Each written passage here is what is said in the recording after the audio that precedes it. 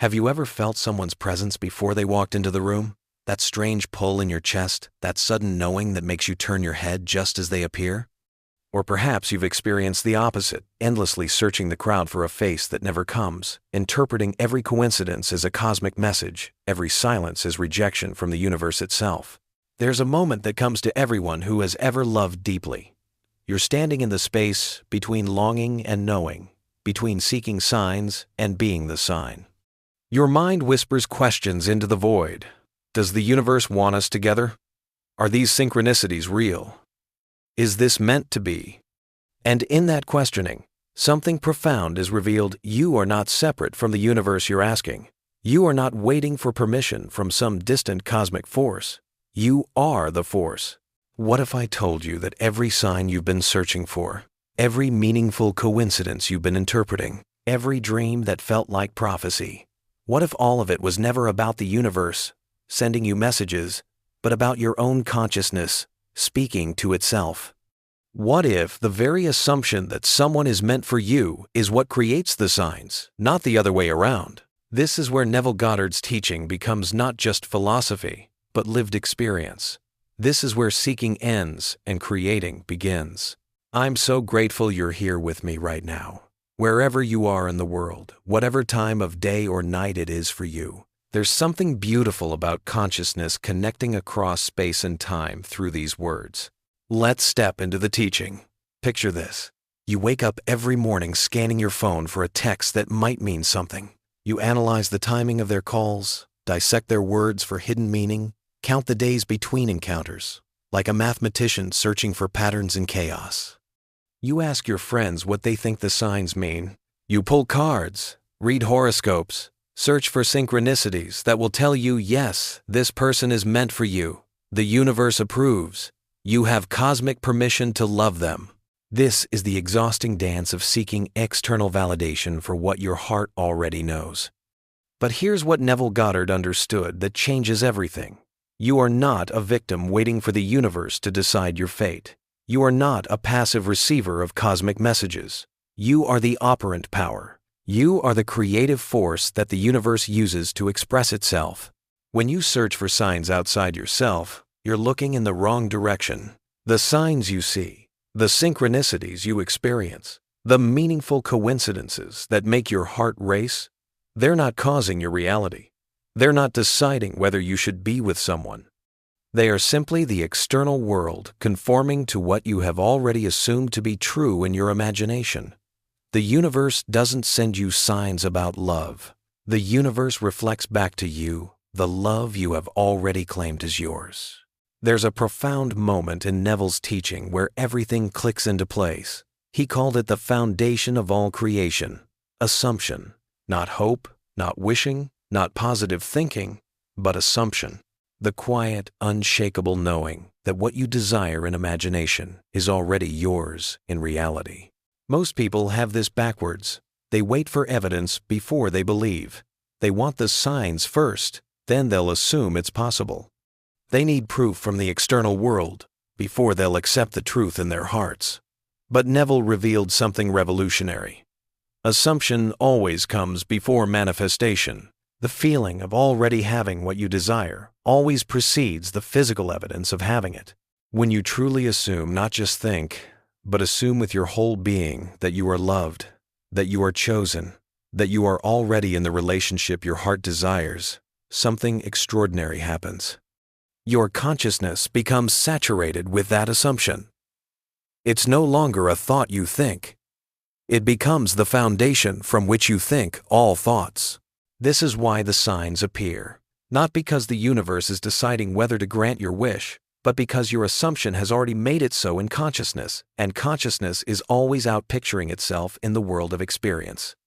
The signs don't create the relationship, your assumption creates both the signs and the relationship simultaneously. Neville taught us to live from the end, not toward it. This isn't about visualizing what you want, it's about inhabiting what you already are.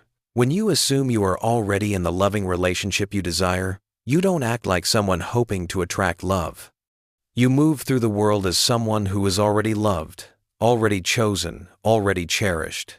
This is not pretending. This is not acting as if. This is recognizing that in the realm of imagination, which Neville called the only reality, you already have what you desire. You are already the person who is loved by the one your heart calls to. You already wake up knowing you are treasured. You already carry yourself with the quiet confidence of someone who belongs to another and who has another belonging to them. When you live from this assumption, something remarkable happens to your daily experience. Your awareness becomes selective. You naturally notice everything that confirms your assumption and filter out what contradicts it. The person who lives from the end sees love everywhere, in their phone lighting up at just the right moment, in unexpected encounters, in dreams that feel like memories. These aren't random events being interpreted as signs. These are the natural bridge of incidents that consciousness creates to reflect your inner conviction. This is how assumption becomes fact. You stop trying to get to the end state and start living from it. You stop asking when it will happen and start being grateful it already has.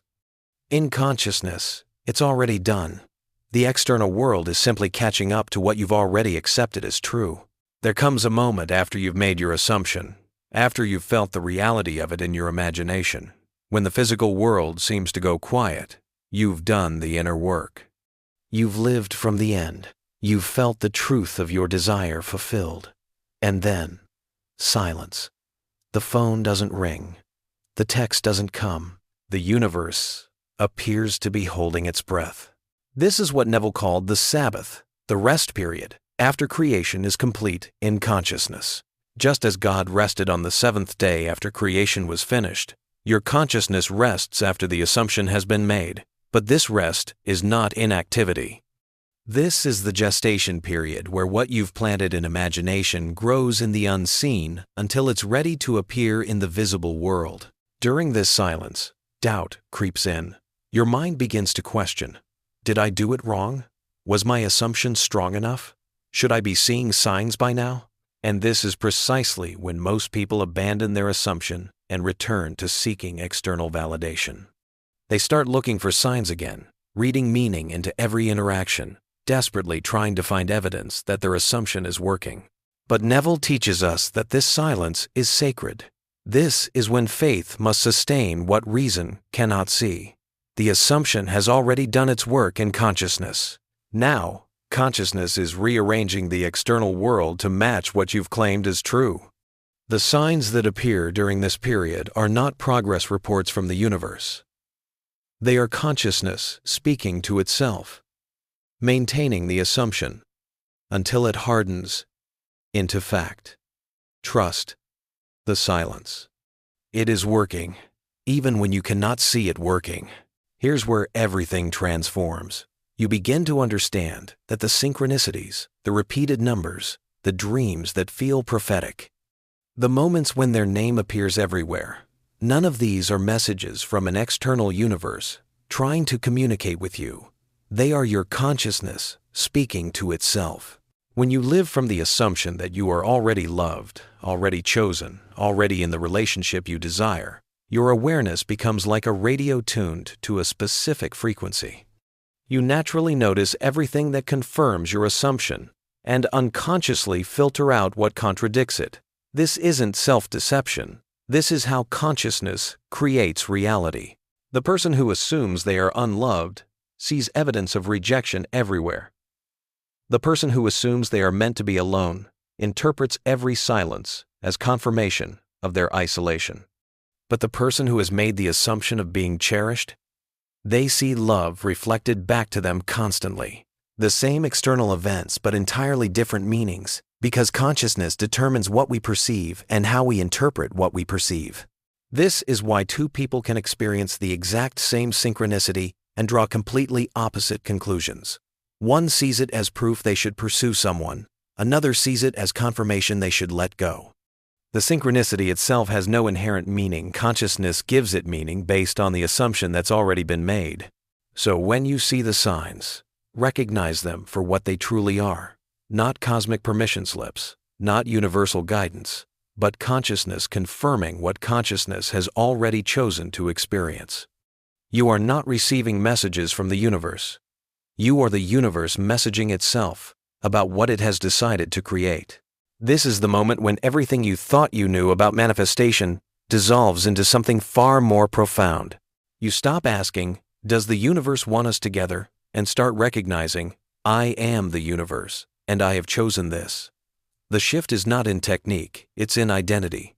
For so long, you saw yourself as separate from the creative power, waiting for permission from something outside yourself. You believed you were a small human, hoping to influence a vast cosmic force.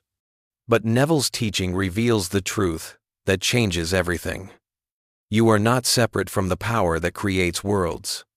You are that power expressing itself as a human experience. When you recognize that the I am within you is the same I am that spoke worlds into existence, everything changes. You are no longer someone who hopes to manifest love. You are love itself, choosing to experience itself through the form of relationship. You are not trying to convince the universe to give you what you want.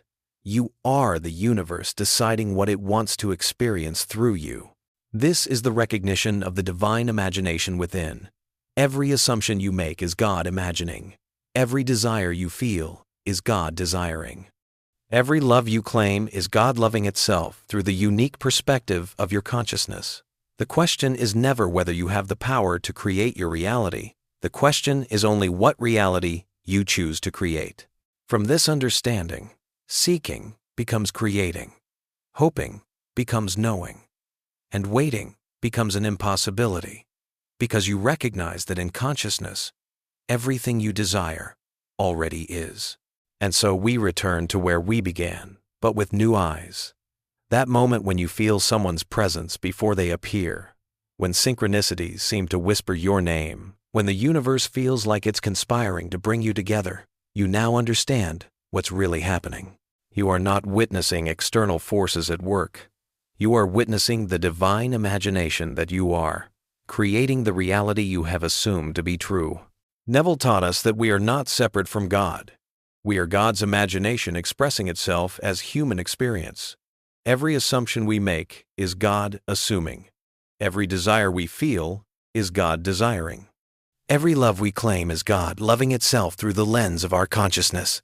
The signs you see are not messages from a distant universe. They are the infinite I am that you are, confirming what the infinite I am has already chosen to experience.